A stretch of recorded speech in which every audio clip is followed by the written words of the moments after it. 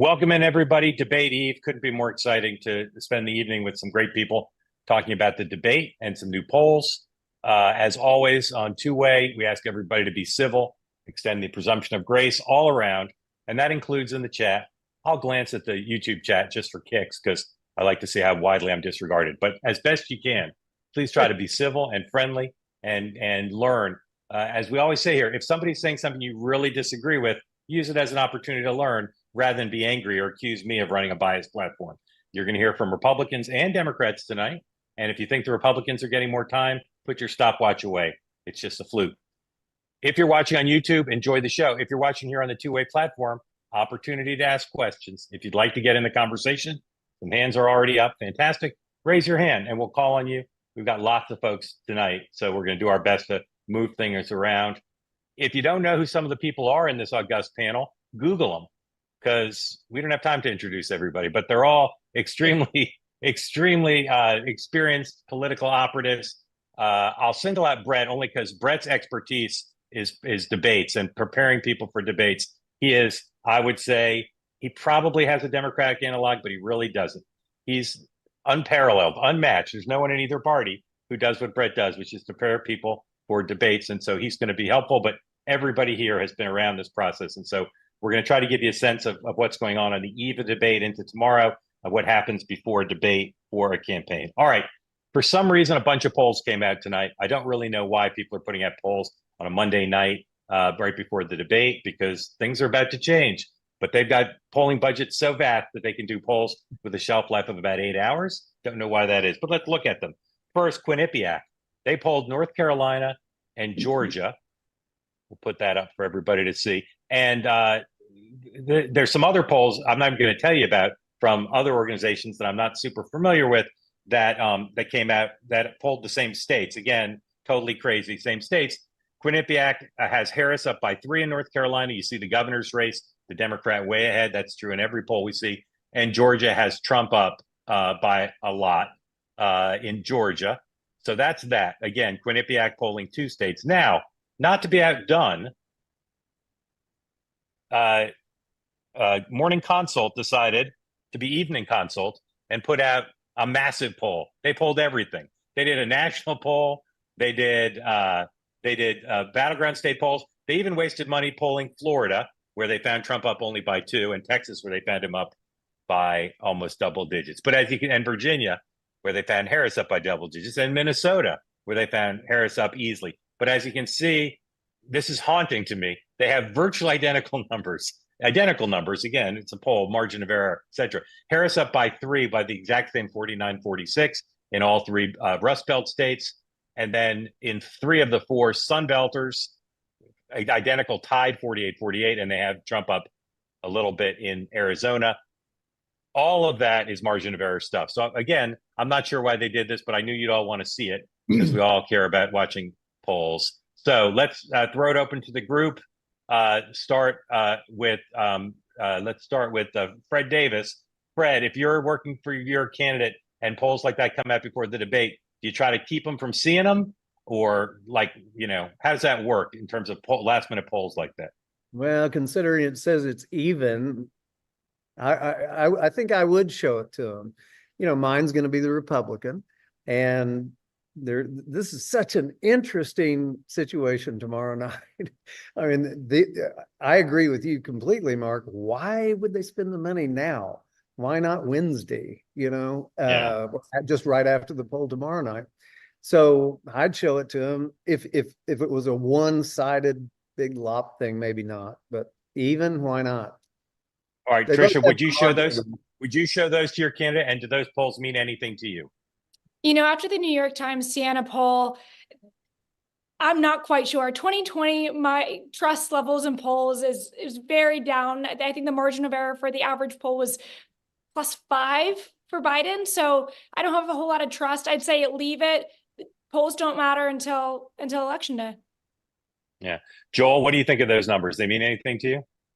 They mean what you want them to mean, right? So I actually, not to go against the current too much, I understand why you might poll today. You want to set a baseline before the debate to get a sense of, hey, what does public sentiment look like now? What might it look like a week from now. And hey, look, if you got the money to spend on it, great, go for it. I do think, one poll in particular I would maybe highlight some skepticism about is that New York Times Siena poll, which I think showed essentially it was a 48-47 race to Trump, which in the margin of error, you can do with that what you want. They showed Harris at 78% with black voters. And a conversation I've been having with a lot of folks today on the Democratic side. And look, I'm not one of those Democrats who are like, show me a bad poll, I'll show you some spin. Show me a good poll, and I'll act like that the entire world is built on that. But I'll just say this. If you think Kamala Harris is going to underperform Joe Biden by 15 points with black voters and Hillary Clinton by 11 points with black voters, trust that poll. But those crosstabs make me very skeptical. And I think that degree of skepticism is probably a good idea to take all polls with right now. Okay. Enough with the polls. I want to show you something else. So one thing the campaigns do right before debates sometimes is they put out opposition research. And they do that so that the press is talking about it and increase the chances that the topic of the oppo will be raised in the debate. All right. So now I consider this a turtle on the fence post. This guy, K-Files, who works for CNN, who my rough back of the envelope is about 80% of his work is negative on Republicans. But lo and behold, on the eve of the debate, let's put this up now for everybody to see, he pops this story. This is like written in like a Mar-a-Lago lab. Harris filled out a questionnaire for the ACLU in 2019 that she supported funding, to cut funding for ICE and gender transition surgery for migrants. All right, again, you couldn't make up a headline like that that'd be better on the eve of the debate to see if you could convince the ABC moderators to ask about this. So one thing I want to say is, and I've been saying this forever, do not think that everything there is to know about Vice President Harris is known. I don't care what job you've had, senator, attorney general, governor of a big state, vice president, there's more coming if you run for president. There just is. And that's one thing. I don't think we knew about the ACLU questionnaire, even though, according to CNN, it's been on the website. So, Brett, you've prepared people, and you've been in the room the day before, the morning of, or one last little pepper session, and some propeller head walks in with a printout or an iPad and says, uh-oh, CNN has this. What happens? Yeah, I mean, you're going to think about an answer to it because the chances are it is going to come up in the debate, either through an attack by your opponent or through a question in the debate. And so you better have a good answer for it. And I've been in the room where, people will say, oh, we already have the answer to that. Or we already knew about that oppo. The public didn't know about it. There was no answer. And it was like, okay, bright guy, what's the answer to that question? Normally on some of the stuff like that, it's a pivot out of it. So you'll talk about how to get back to what you want to talk about, because right before you send them out, you really should ask them, what is it we want to be talking about in the debate? And make sure they've got that completely focused down. I tell them, write it on the top of the pad. And then what is it we want to be talking about on our opponent, and make sure that that's clearly focused as well. And don't let all of these turtles on fence posts, as you say, distract from the message that you're going into the debate with. Don't let it throw you off your strategy, because that's what it's meant to do. We've done it to other campaigns. Other campaigns have done it to us. So Dan, this thing came out tonight, a couple hours ago. It seems to me that if it was something that was planted, it came out too soon, because it gives the ABC people more of an opportunity to say, that's old news more than 24 hours from now. So what would you say if you've got a thing and you're working with such a friendly in the media that you can control when it's published? What's the ideal time? Because you don't want it to be too late, because then the moderators say, we already got our questions. This isn't such a big deal that we have to ask about the ACLU questionnaire. So what's the ideal time to pop a story, say for a 9 p.m. Tuesday debate? What's the ideal time to pop a story? Yeah, I mean, it depends what your goal is here. I mean, it's going your goal is to have the moderators talk about it and people in the press room talking about it. Well, or you want the press to talk about it tonight and tomorrow morning. I mean, it'll be on Hannity. It'll be, I don't know if MSNBC will bring it up, but CNN might. It'll make story. I mean, you're ginning up your side. You're getting people fired up. They'll want the moderators to ask about it. And I think to Brett's point and your earlier point about the polls, like at this hour, you should have your game plan. You know what, that she's going to get attacked on immigration should not be a surprise. And that there's probably another nugget or two. She's usually pretty prepared. It's obviously when she has to kind of think fast on her feet that she's frozen at times. But I can't imagine that something like this is not something that they're, pretty prepared for. I'll answer your All right. question though. I Yeah. would drop this. The ideal time to drop it for a 9 o'clock debate is noon. Yeah. It's All right. noon. Brett says noon. That's close to correct. Anybody want to try to get the correct answer? I got a better Noon time for you. tomorrow, right? I Yeah, would noon agree. Yeah, noon tomorrow. Yeah. I All would right. say That's 9. almost How about correct. 90? How about 9:05? How about drop it during the debate for element of Too surprise late. for the candidate? Too late. No, The I mean, moderators are locked. The moderators are locked in. yeah, but They're- you're really they're not like- doing it. I don't They're think like you're doing Max it for the Headroom. They moderator. can't. They really? See, I I don't think think they so. want. Were you doing it for Trump? The I think reporters you're won't doing it even to know what surprise. You're doing it to surprise Harris. You're also doing it to have a takeaway from the debate. I used to do Yeah, I research. think you're right? also just that's getting in her what I did. head, right? Like you're telling them maybe we got more coming. Like what else do they have, right? I mean, that's just kind of just like the Harris campaign's running ads in Mar-a-Lago and Philadelphia taunting Trump. Like you're just trying to get him steamed and peeved to go into the debate. I mean, I don't think that's going to set him off, but these are the games campaigns play. All right. The correct answer is 2 p.m. But thank you for playing. 2 p.m. Trust me. The correct answer is 2 p.m. because the reporters are in the file by 2 p.m. So they're all there sitting around with nothing to do. And this thing crosses and everybody's like, and somebody from ABC says, we got to ask about this thing. It's all anybody's talking about. Noon's too soon because you know where the reporters are at noon? They're drinking iced tea back in the hotel. They're not in the file yet. You want to do it when they're in the file. All right. Now, somebody sent me a line that they thought would be awesome for Kamala Harris to deliver to Donald Trump. All right. So I'm going to deliver it. And then I want to go around rapid. Trish first, then Joel, then Fred, then Brett, then Dan. How would you answer if you were Trump? Now, the mics are muted, right? So if she says it, he can't even respond. But let's say she delivers it. She gives the opening answer and she delivers it right at the end. So it's Trump's turn. Ready? Everybody ready? This will either be the best part of this episode or a total bomb, but let's give it a try because I love this line. Ready? All right, here we go. I'm Kamala Harris. Trish, you're Donald Trump. Trish. Ready? Here we go. There you go. Donald, you look lovely tonight, but that's no surprise. You do spend more time on your hair and makeup than most women I know, don't you? Kamala, you need to spend more time at the border. You've let 10 to 15 million people illegally enter this country. Where have you been? Boom. Fred, more than most women I know, don't you? Yeah, I would go with Trisha's answer, a perfect pivot. Hate to copy. Yeah. All right, Joel, you're just going to say Trisha got aced it. No one else is going to give an She answer. did well. I would say it's a little bit too on the nose. I don't know if it passes the believability smell test for all right. president. All right. I'm gonna give you the whole line again then. Ready? Donald, you look lovely tonight, but that's no surprise. You do spend more time on your hair and makeup than most women I know, don't you? What do you got, Joel? You're Trump. I got to give you a Trump response. Yeah. How would Trump answer that? Oh wow, I didn't realize that was the test. Trisha went with the Taco Bell defense right to the border. Can I go with Trisha's response? I'll say that was fine. All right. pretty good. It's hard to pass.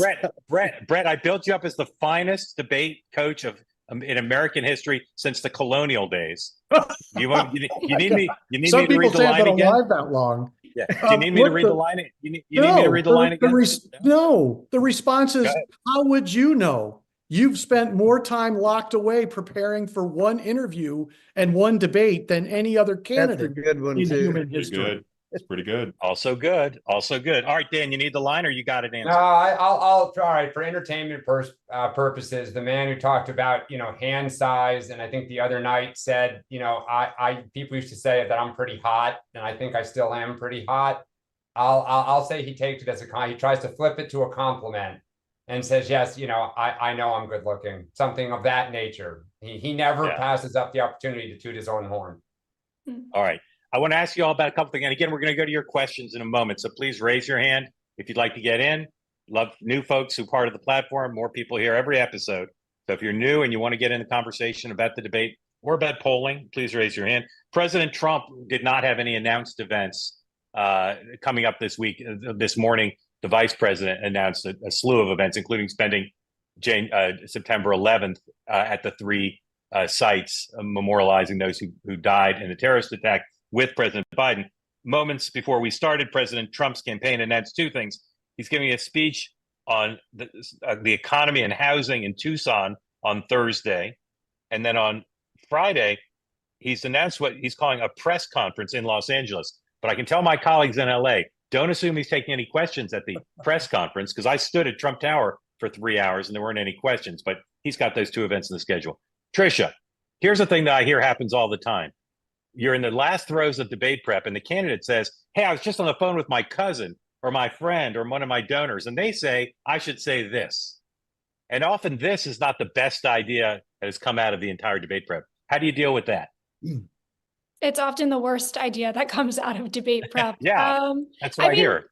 With Trump, they say, let Trump be Trump. If you're going to tell him no, he's probably not going to go through with that, based on what I've heard from his former advisors and current advisors. That all being said, I think that they have to make it, his idea, or present an alternative to what that potentially horrific idea might be. But it has to be his idea. Fred and I have a little story on this one. Please because tell.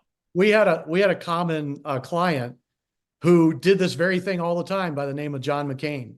And on our way to the very first debate at the Reagan Library, we made the mistake of letting Lindsey Graham ride in the car with John McCain, who told him to send Osama bin Laden to the gates of hell and do it with as much anger and force as you possibly could. And it was not the greatest moment in his debating in the primaries. And so from then on, we took his phone and I had to manage Lindsey Graham, and he was not allowed to ride with the candidate to debates anymore. No, I love that story, but my recollection is that was like his best moment in the debate. Was that not a good line?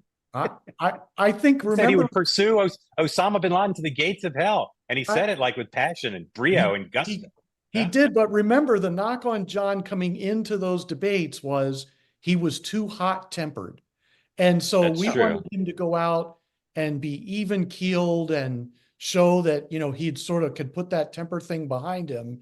And then all of a sudden the gates of hell comes out. So you associate gates of hell with anger. That's what you're saying. Yeah. Yeah. Okay. Fred? Well, but I think that relates directly to this one, because let Trump be Trump. Maybe that's the only way to deal with the president. But I think this is a case tomorrow where Trump needs to be something other than normal Trump. Yeah. And then he can win. Yeah. But if he gets out there, if he comes in and is like steady and calm and just talks about the economy, he'll like be president. That's true. But the earth will also pause on its axis.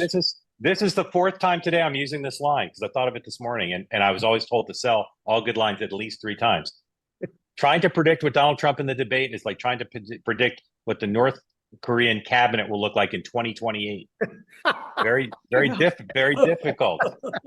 Joel, what do you do if Kamala Harris says, "Hey, my brother-in-law Tony West just told me that I should use this line about how Trump's wears more makeup than most women," and you don't think that's good? What do you say to the vice president? I think if I'm Donald Trump, and I get what we're doing here. I think you want to be genuine and you want to be true to who you are. So if true to who you are, I'm asking you the same specific question. If the candidate tells you she just got a great line and you don't think it's a great line, how do you talk him out of using it?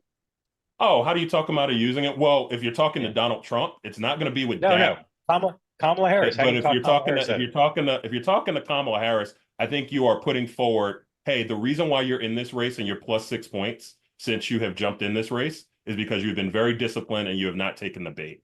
And I think you show that as a proof point to why she should continue on the path that she's been on. Okay. My general sense, and again, folks, raise your hand if you want to get in the conversation. My general sense is that Democrats are nervous about this debate, I think for pretty obvious reasons. No, Joel says no. some Democrats are. Dan, I think, is going to tell me he Yes. knows some Democrats were nervous. Not For all, sure. but some. And that Republicans aren't really nervous, but they're kind of concerned that Trump will be Trump too much of like Lewandowski Trump. So, Yeah. so again, I'm just asking you guys in terms of candidate management. Do you think it's gotten to Kamala Harris that people are nervous about her, or she knows that or on her own? I Does mean, it I think matter she if knows she's- this is a big debate. I mean, I think she knows that, you know, that she's in a very tight race. There are questions about her, and this is probably the biggest opportunity she has to try to move some people off the fence. And, you know, she traditionally has done pretty well in certain settings where she can script those attacks. She's a lawyer by training. She likes to, you know, pretty rigorously prepare. So you think about those Supreme Court hearings, you think about that first debate against Joe in the Democratic primary, where she set the trap on school busing. Joe Biden walked right into it. She almost, you know, knocked him right off the stage. Where she gets in trouble, and this is the, you know, chatter amongst reporters, you know, people in Washington, is when she has to think fast on her feet. She has kind of gotten into word salads and, you know, contradicted herself, etc. And so I think there are a lot of Democrats, they know it's close, and it's kind of like Biden with the old age, right? People were worried that if you saw it, that was going to be it. He couldn't recover. If she goes out there and plays to that character, it wouldn't take a lot for the press to say, you know, here it is. This is the real Kamala we've all heard about for 6 or 8 years. If I was Kamala Harris, one thought that I think I might be having tonight is the campaign didn't have the confidence in me to do many interviews. And maybe they don't think I'm very good, and maybe I'm not very good. So I really think that's been a giant mistake on their part, because just as much as being in a hotel room doing debate prep is helpful, doing interviews is very helpful for debate prep, because you get to try out answers, you get to see how they're received by the press, you get to try out you can kind of head fake on your moments and stuff like that. And I just think that's been, you know, I think that's been a giant mistake on their part. I think that puts so much pressure on her for tomorrow night. Brett, I agree with Brett that they allowed it to become a story that it didn't need to become. I'm not sure if that's in Kamala Harris's head right now. Here's what I will say. Donald Trump is more known to the public. So there is a lower variance of what people are going to take away from the debate tomorrow. Kamala Harris, I think there's a higher ceiling, but there is also a higher opportunity for things to crater. I happen to think she won't, but there's a higher boom bust potential because more people are learning about her. Yeah. Yeah. All right. Last question for me, and then I'm going to open it up for everybody. So to me, one of the most valuable things a staffer can do is figure out the questions, right? A lot easier to do debate prep if you know what's going to be asked. Raise your hand amongst the 5 of you. Raise your hand if you think there's the slightest chance that the Harris campaign has been given or somehow gotten the questions, which is I hear all the time from Republicans. All right, Fred, you think yes. Mm-hmm. Fred, why do you think that? Well, with the exception of you, Mark, the press is a little leaning in that direction. And there have been many. Okay. All right. So Fred thinks that. Now, you can't say immigration. You can't say China. You can't say inflation. You can't say crime. You can't say Kamala Harris's record as a DA. You can't say anything related to election denialism. I'm taking all those off the table. I want all of you to predict one topic that's going to be asked about. All right. One topic that you think that you anticipate the moderators will ask that's not those obvious ones that they may well. All right. Brett, one topic. Well, you didn't say abortion, but I should have. Take that off the table. I'm an idiot. Abortion. Take that off. If you take abortion, I'm looking for wild card stuff like internet privacy or the role of the FBI. I want some wild card from everybody. Yeah, I mean, I think some of the wild cards that are out there, you know, are maybe legal reform, Supreme Court reform, those sorts of things, expanding the number of states. Those are some of the fly questions that I could see getting asked. Brett, if David Muir asks about legal reform, I'm going to give you a two-way T-shirt. And we don't even have any. I'm going to have one made. All right, Dan. I'll say maybe transgender athletes in high school and college sports. That it's a Good. big thing in a lot of communities. Yeah. All right, Fred. Fred's honest answer is, with the exception of what Dan said, which I think is possible, is that you named so many things that were off the table that there isn't time. Those are vital, big, Yeah. huge questions. I don't think there's time for the off the tables, honestly. Maybe Dan's. Joel? Maybe Dan's. I don't Joel, think you what do took. you got? I don't think you took fracking off the table, and I will say it's I did not. Yeah, it's a That's a good parochial one. issue because they'll be in Pennsylvania. So I think that that's absolutely something that will come Good up. point. And, Okay. Harris will Okay, be good. challenged to dig deeper on it. Yep. Tricia. I think they'll ask about gun control, just given what happened in Georgia. And I also think she'll be asked about identity, or Donald Trump will be asked about the identity question when it comes to Kamala Harris's race. They asked her in the CNN interview. She kind of just brushed it off. So I think they'll revisit that, especially with them standing next to each other. It's going to be an interesting moment. Can I say All right, I'm one going with- question I think Yeah, should go- be asked? yeah. Yes, sir. If, you know, good moderators, Bob Schieffer, others who have moderated these things, find what I call a process question that is supposed to be a window into the soul of the candidates. For these two candidates, I would ask them, what's the most significant mistake you've made in your political career, and what did you learn from it? Trusting the voters. No, just kidding. All right, here are my two.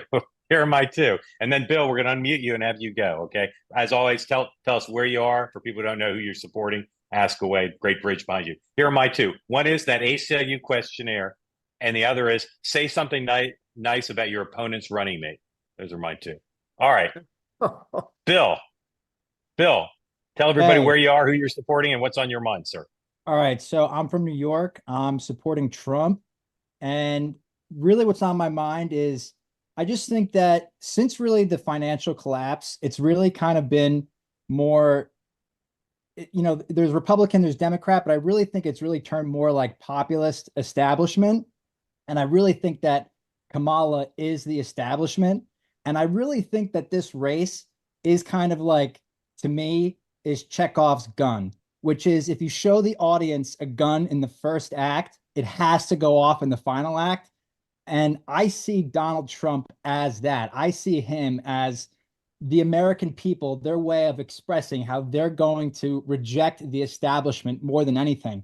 And I think that that's why when people are so confused about Donald Trump and his appeal, and like, why is this guy able to say these things and he still has this popularity? I think it just so much of just a rejection of the establishment. And I just see the last 4 years has just been a continuation of that. When you look at, the wars and everything that's been going on, and, we were told that Trump was going to start World War III and so on. And it just, you look at what's going on in Israel and Russia and the foreign money and the homelessness. And one last thing. And I read something the other day that 1 in 3 Americans know someone who has died of an overdose. So, I mean, that's astonishing to me. And so, Bill, are you from New York State or New York City? New York City. Well, I'm from Long Island, North Shore, Long Island, but so, my whole family is from there. But no, I'm Upper West Side, just like you in Padoritz, Mark. All right. I think you gave voice to what a lot of people, not necessarily a lot of Upper West Siders, but what a lot of Americans think. What a lot of Americans think. Let me ask. Anybody want to ask Bill a question? Feel free if you want to ask Bill a question. Anybody? I do. Bill, let me ask you this. So I in many ways I agree with you, right? That Donald Trump is a table turner, and that's why he appeals to the people that vote for him. Is there anything he could say tomorrow night by way of attack, like an attack on Kamala, that would cross the line and make you think twice about voting for him? That's a great Well, look, question. yeah, that's a very good question. And I listened to that interview that he gave at the National Association of Black Journalists or whatever it was. And I mean, like, I recoiled, like physically was like, oh, like, what are you, like, why do you have to do this?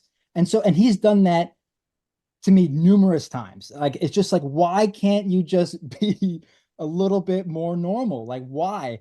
but I still, and I think that that's why, like, I think that there's a lot of, hype that this, debate's going to be a big deal. I mean, it will be, but at the same time, I still think that his base and the people that support him, no matter what, have such a disdain for the media, for just even the coverage that's been going on with Kamala, sorry, working on Thank you, Bill. um, Thank you. with Kamala and just the way everything happened with Biden. Like Biden didn't even do Super Bowl interviews or the New York Times, and and it just seems, and just, and I get it. Bill, Like Bill, Trump Bill, has, Bill, so yeah, Bill, you think Trump is 60-40 to win? I think he's 60-40. I mean, I really do. And I just, I know my mother, or just personally, and not even just my mother, I know plenty of people Yeah. who were much more heavily, Democrat, and so turned off by him from his 4 years of his presidency. But the last 4 years of Biden, they've like softened on him. Like they've Yeah. gotten to, I used to, not be able to talk politics with, one side of my family. And now they're kind of like, they can't even, they've just like, the way they view Trump, they're just not as harsh on him anymore, which is Is there anything Kamala could do to make you see her as a change agent? I mean, this is obviously the battle. Who's seen as change? yeah, I mean, I just, Or do you I just just, see her as I'm just, when Biden? I just look at the whole Bill, process, like, Bill, what do you like most about her, about Vice President Harris? well, I think she's sharp. You know, but again, I mean, it just goes to, I look at, just the recent story of the EV mandates where, she co-sponsored a bill in 2019 for EV mandates. And then she's asked about it the other day, or her campaign was asked about it the other day, okay, so she's no longer for that. And they ask, okay, so would she veto a bill that she co-sponsored? And they just no response. This was an Alex Thompson article from Axios. And, Yeah. All right, and, Bill, and, Bill, and just, she's at the Bill, spice store, it's the yeah, barbecue. It's just like, I yeah, don't care about the food. It's Spice just, store. All right, Bill, I'll meet you at Tavern on the Green in about 25 minutes. Thank you, man. All right, Marcus, welcome in. Tell people who don't know where you are, who you're supporting, and what's on your mind, please. Hey guys, I'm from Pennsylvania, but I live in Chicago now, and I'm sorry for the quality, so I'll be brief. I just think Kamala has a really hard road ahead of her these next couple weeks because she's Who are you supporting, Marcus? a Democrat in support of Kamala. I've Okay, only go ahead. Democrat for All right, president. go ahead. All right, go ahead and talk about her tough road Most then. of my friends are either apolitical or do not like the Democrats. Some of them are Republicans. I have some Democratic friends too, but I think her battle is she has to fight a battle against years of, just like the gentleman before me, years of kind of anti-media sentiment, anti-Democrat sentiment.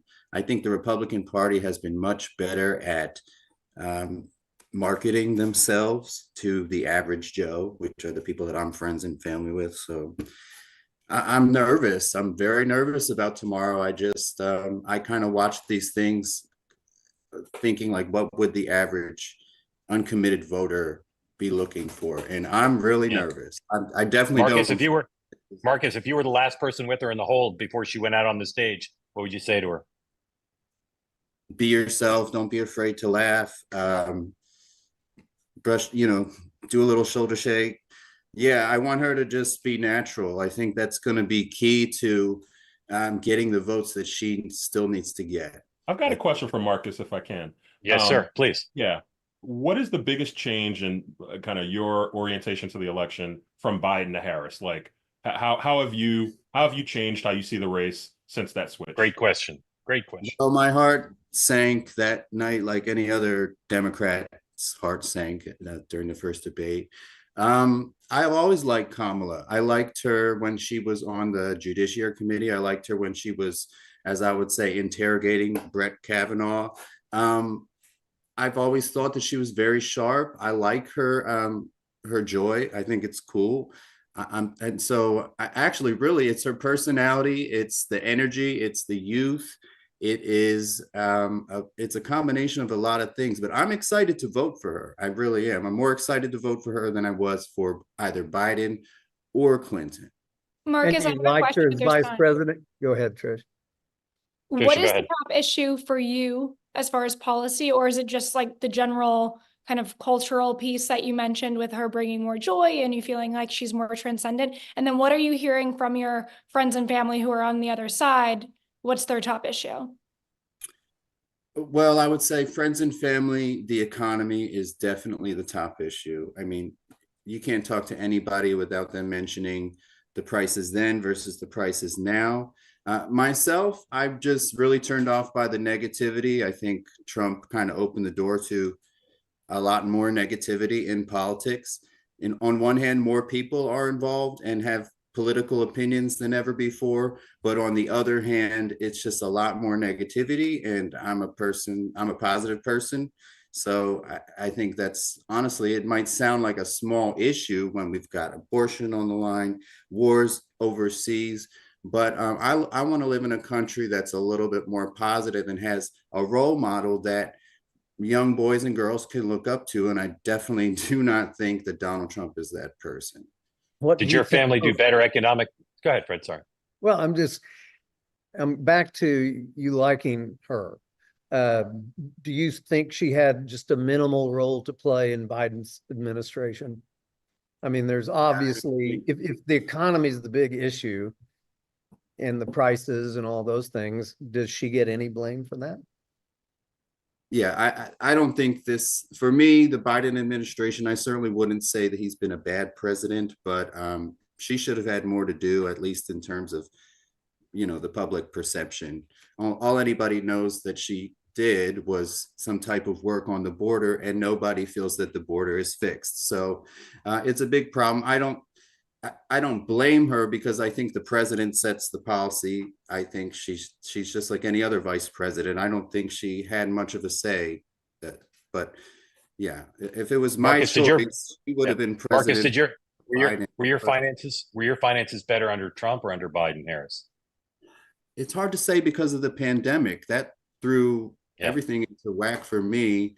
I was working hospitality, so I used to be a front desk manager before the pandemic, and then I got out of that industry because all the hotels closed. I'm making more money now, but the prices are a lot worse. I don't enjoy eating out as much. These are things that are more top of mind now than they were during the Trump administration before the pandemic, which is just that little sliver of 2 years or whatever it was. Yeah. All right. Who do you think is going to win the election? It's so hard to say, but I'm going to go with Kamala because of the momentum, because of what I said. I think a lot of people just want to see what happens with her because we know what's going to happen with Trump. He's not going to fix the problem with the negativity and the division. He just won't. Marcus, thank you. Thank you. Sue, welcome in. Tell folks who don't know where you are, who you're supporting, and what's on your mind. I am in Colorado and I will be supporting Harris. I have a comment and then a somewhat question. If Harris doesn't understand how important this is, and if she can't perform well in this debate, then she does not deserve to be president of the United States, flat out. And I think she probably understands that. And my somewhat question is, I'm hearing some of your panel here and a lot of the Trump supporters say, all Trump has to do is hold it together for 90 minutes. If he can just act normal for 90 minutes, then he wins. What does that say about his character? Because 90 minutes is 90 minutes. And then he's going to be president of the United States, maybe. He is not going to get the same kind of people he had around him the last time. If people have to, if his minders and his campaign have to script him to the point where he is droning on about something in a speech just to keep his proclivities under control. I mean, honestly, Sue, let me tell you one thing and then ask you a question. And it's one of my favorite questions to ask Harris supporters. First of all, it's possible he'll hire people who are better than he hired the first time. I know that's hard for you to believe, but a lot of people he's considering hiring, at least ostensibly, are pretty good people. So don't give up hope that if he wins, he's going to, it's just going to be Secretary of State Steve Bannon. Like there may be other Michael people Flynn. possible. Yeah, Michael Flynn is Treasury Secretary. So let me ask you this. Tens of millions of your fellow countrymen and women support Donald Trump and plan to vote for him, despite everything they've seen that you've seen. Give your best minute answer explanation. If you were speaking to a Danish college student, very liberal college student, explain to that Danish college student, why are tens of millions supporting Donald Trump? Because they're looking back from 2017 to 2019 and saying, oh, things were better for me in the Donald Trump years. And that's what they're focusing on. My answer to that is COVID blew everything up. You cannot go back. Not the slogan, but you can't go back to what we had 3 years ago. So what about, sorry to interrupt, what about the forever wars? What about the media? What about lawfare? What about anti-establishment sentiment that was mentioned by the first person we brought in? Do any of those things you think play a role in why people are supporting him, or is it just the economy? I think that the people that are supporting Trump believe Trump because that's what he taught them to do in his, run up to his first election. He repeats the lies over and over again. I mean, the interview, was it Leslie Stahl that he said, no, I'm just going to tell it over and over again and they'll end up believing me. So I think they truly believe that. I have friends that are Trump supporters and they still think the election was stolen because they believe what Trump says. So I think there's a lot of people who believe him, that believe that all of this is a hoax, that believe, I know they do, believe that the lawfare doesn't really exist. I, on the other hand, would say, well, if he's been impeached twice and he's the most indicted president we've ever had, then okay, let's look at his record, Mark, I have a response to this. And yeah, go ahead, Joel, please. Your question. Yes, I please, think Joel. one of the most salient things that Harris could do is frame this as the Trump era and frame her offering to the American people as turning the page from this era. Not just like, hey, vote against Donald Trump, but like, it's kind of a crappy time to feel like being an American right now. And you can assign that to Donald Trump. And I think maybe part of what Sue is talking about here is really associating like a really tough period over the last half decade with Donald Trump. It's the Trump era. And I think that's a thing that Harris has actually been doing a really good job of not focusing on the sublime stuff with Trump, all the like red meat that's like easy for a Democrat to get focused on, but focusing on this is a person that is keeping us from moving forward as a country. And this is his fault. This era is his fault. So when you talk about a change agent, that's how Harris can make the change argument. Not as, hey, I'm the vice president and it's weird that I'm the change agent, but I'm trying to move us on from this era in politics. And Sue's comments, certainly remind me of that opportunity for Kamala Harris. Except that Democrats have been in charge 12 of the last 16 years. That's right. And so it's a little hard to say this is the Trump era. It's really more of the Democrat era that was interrupted for 4 years of prosperity by Donald Trump. Now, I think that's an argument she can make, but I think it's an easily answerable argument. Whether or not he can answer it in the debate is another question. Right. And Sue, I want to address the debate part of your question because I think it's a really good one.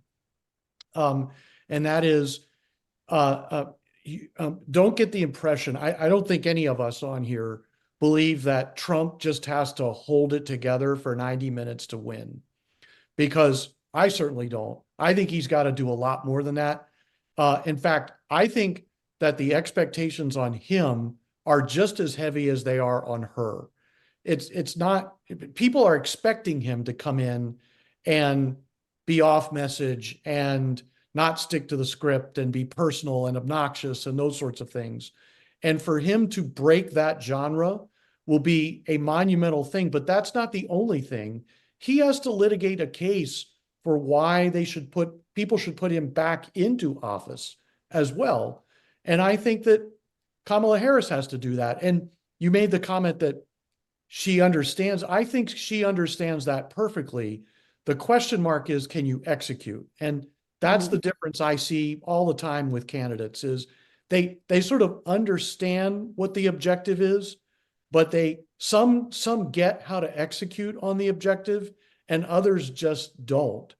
And to me, that's what separates a winning debate from a losing debate and a person that we want to be our president. I think this is perhaps the most consequential debate that we've had in American political presidential debates, because we know so little about Kamala Harris and we know so much about Donald Trump. One point that Brett and I should have a drink about one day when we get a chance off camera is, I call it the Trump era because 2016 Trump election, 2020 was a Trump election. People decided not to vote for Donald Trump. And 2024 is shaping up as another Trump election. So you're going to have 3 straight elections where Donald Trump is the central question. So that's why I call it the Trump era. Well, and that's kind of like what Michelle Obama tried to do with her address, was kind of lump, the Biden era in with the Trump era and kind of say, like, let's move past it. I think, though, to everyone here, it's the classic character, conduct versus substance. I mean, if this is about character and conduct, people have concerns. Even a lot of swing voters get uncomfortable with Trump. But if it's about, bread and butter and do you feel safe, it's Trump's wheelhouse. And I think, to Brett's point, there is an expectation that Trump is the alpha male who knocks people out. And, one of the things people see about Kamala is she's tough. And so there's both the substantive, can she make the case? Can she be the change agent? Can she nimbly dance around these, issues? But can she also get in the ring with the 800-pound gorilla and throw punches and go toe to toe? Because Biden didn't, but Biden seemed to, won that first debate because Trump was so out of control that, it was like historically bad. I don't quite think he'll go there again, but there's pressure on both of them. No doubt. I completely agree with Dan. Harris is going to try to prosecute Trump, the man, Trump's character, but Trump needs to prosecute her record. What has she done for the last 4 years? Can she stick by what she said in 2019 and 2020 when she was running for a re-election? Can she actually describe why she evolved on the litany of issues when in the CNN interview, we kind of addressed this earlier, but she kind of squandered that opportunity to say, oh, I evolved because of the data, or I have more information. Instead, she kind of let Dana Bash, the interviewer, answer that question for her and say, oh, you evolved because when it came off to the American people, or a number of us, I am a Republican, so it definitely came off to me that it just looked like it was political opportunity. And she was saying whatever she needed to get elected, which is what Bernie Sanders said over the weekend on Meet the Press. Yeah, and I think as a Democrat, I'll say, because I hear this from family, others, like, how could people vote for Trump? Don't underestimate how much Trump has moved the national conversation, on immigration, against the wars, in terms of kind of how we view the economy. I mean, he deserves credit for moving. I mean, Democrats have moved dramatically more towards him on a lot of these issues. And when he advocated that stuff in 2015, I mean, everyone, Rupert Murdoch, Jeb Bush, everyone was against him. So, I mean, I can understand why people see him as this authentic warrior who just battles for us all day long when everyone has always said he is wrong. And now look kind of where everybody is. One can agree or disagree, but, I respect it. Sue, thank you. All right. Now, I want to introduce Trisha and Joel, who don't know, Chris and Courtney. Oh, Lord. Courtney, you're in Georgia, right? Correct. And Chris, you're in Georgia too. Yes, I am. Right. So Trisha and Joel, you need to know that if you want to know what's going on in Georgia, these two very thoughtful, respectful people happen to support different candidates for president. But they both love America, and they're both people I could listen to talk all night. So Chris, you first. Just tell us your expectations for the debate. What do you expect to happen? What are you worried might happen? What do you hope happens? Just tell us what you think, and then Courtney will annotate. Well, I think what America is going to find out tomorrow night is that a person who spends 4 years at an HBCU knows how to talk smack. I think you're right about that. And so, Kamala is going to show that she can go toe to toe with all of his stuff. And I'm hoping, if I have a fear, it's that she fails to point out his policy and record problems that I was listening to the Republican supporters sort of fail to remember. Isn't he the person who led one of the most incompetent responses to the COVID crisis? Didn't he tell people we could like get rid of it by taking bleach or something like that? What about the interview with the old Woodward and Bernstein guy where he admitted that he lied to the American public about COVID for months when he knew things that he wasn't saying? And I also hope she finds a way to point out that unlike the average, not so well educated American thinks, presidents don't control the economy. There's a whole set of factors that control that. So I'm hoping she points out, those policy issues that people are misled about. I think it'll be a big mistake if she doesn't. But I'm feeling pretty optimistic because I think Chris, where are you gonna watch? Oh, I'm going over to a 78-year-old older white female friend of mine's house who's a big Trump hater. Oh, all right, the Trump hater. Okay. Yeah, and All we're right. going to watch it All right. together. All right, so send us some video of that. Courtney, what are your thoughts about the debate?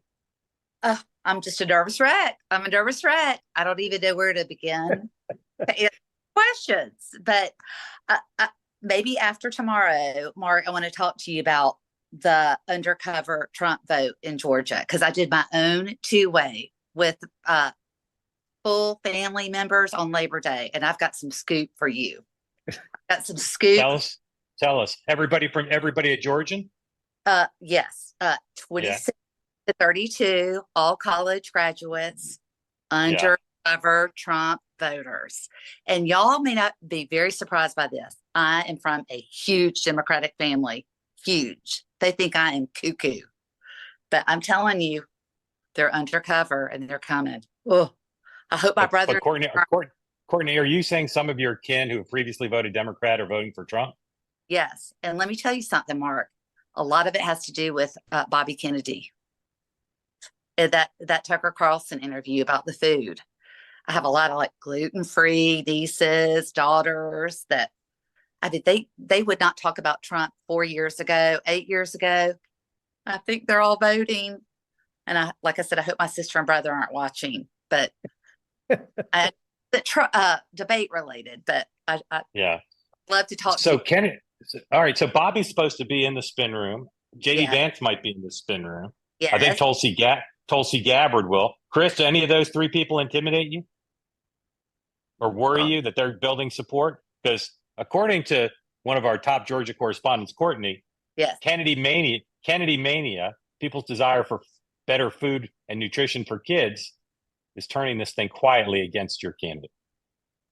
No, those three people don't move me at all. And I don't think they move the truly undecided folk either. Yeah. May I say one thing, Mark, please? Yes, ma'am. Bobby Kennedy in January at a friend's house. And I would love for them to ask tomorrow, and y'all, this may be so passe, but I would love for them to ask Kamala. Bobby is not anti-vax. He's pro-choice for vax. He thinks you should be able to decide what you put in your body. And would she commit to a mandate that Americans forevermore do not have to be mandated to be vaccinated? Is that a dumb question? No, if an ABC News anchor asks that question, I'll buy everybody T-shirts. I don't think they're going to ask that question, but it's not a dumb question. Maybe the Hannity debate they'll ask that question. But I don't think ABC is going to ask that. I don't think they are. All right, where are you watching the debate, Courtney? I have to be alone. I don't want any distractions. Yeah, got to be my dog. So I shouldn't text you during the debate. I'll be a nervous wreck. I'll be a nervous. Okay, I'll leave you alone. Anybody want to ask Chris or Courtney a question? Feel free. I think Chris should be in the room with Kamala before she goes out. Chris, you'll get a fire. I do think, to Courtney's point, Georgia is more challenging terrain this time around for Democrats. I think not having Raphael Warnock on the ballot is something that will be a challenge, because I know he's very popular and has a very strong independent brand in that state. I do think in some ways Democrats have taken the Georgia focus and put it on North Carolina. And in the Democrats I talk to feel maybe a little bit more confident and a little more bullish on North Carolina this cycle than Georgia. I think the vice president feels that way too. And I don't know if it's the governor's race or it's a more pro-choice state. I don't know what it is, but there seems to be, and the Quinnipiac poll, again, it's just one poll, but Quinnipiac poll is consistent with some others that shows her doing better in North Carolina. Some in the Harris camp think North Carolina is a better state than Pennsylvania. So it's definitely one to watch, and we'll get more folks from North Carolina on. Courtney and Chris, good luck tomorrow night with your respective candidates, and we look forward to getting you back. I bet you back on Wednesday to hear what happened and what you thought. All right, grateful to everybody for joining, including Trisha, Fred, Joel, Brett, and Dan. Tomorrow morning, 9 o'clock Eastern time, morning meeting. Sean and Tim and I will continue to preview the unpreviewable debate. And then tomorrow night, right after the debate, we're going to do a quick check-in. Right when the debate ends, you'll get an email from me and you'll see it on Twitter. But right after the debate, we're going to do a quick check-in just to give first impressions. And then we'll be back on Wednesday with at least a couple programs looking at the debate. Instant analysis I find to be something everybody wants, but we're gonna think about it too and come back and talk more about it. All right, last question for everybody, and again, thank you all for joining. Prediction of the headline, like the USA Today semi-unbiased headline coming out of the debate. All right, just a wild guess. What's the headline, Brett? From USA Today, that headline is Kamala Harris unveils policies, holds her own against Donald Trump. Holds her own was my headline. Holds her own. All right, Dan. Yeah. Okay, Dan. Kamala and Trump get nasty. Just keep it simple. Okay. Yep. Joel. Yeah. Trump-Harris trade attacks tread water in first and maybe only debate. Okay, Trisha. I think it'll be Trump spreads falsehood. Kamala, I think, holds her own again. But I do think it's going to be anticlimactic, is what I think. Yeah. I go with anticlimactic too. My headline would be Harris to Trump. You spend more time on your hair and makeup than most women I know. Bring it back. I think it'll be anticlimactic, except for that one liner. If that line gets used, I'll buy you a t-shirt. All right. Again, thanks to all of you for joining in. Thanks for the great questions. We'll see you at 9 o'clock Eastern time tomorrow for the morning meeting. Have a good evening, everybody. Wow. Bye. Bye.